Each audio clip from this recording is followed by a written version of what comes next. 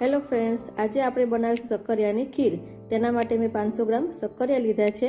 શક્કરિયાને આપણે સ્ટીમરની અંદર આપણે સ્ટીમ કરવા માટે મૂકી દઈશું।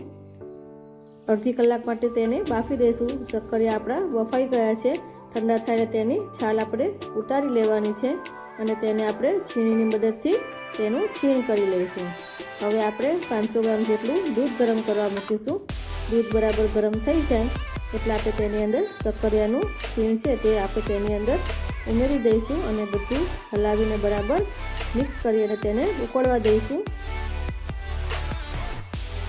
હવે તેની અંદર આપણે 5 થી 6 ચમચી જેટલી ખાંડ નાખીશું। ખાંડ આપણે જરૂરિયાત મુજબ નાખવાની છે।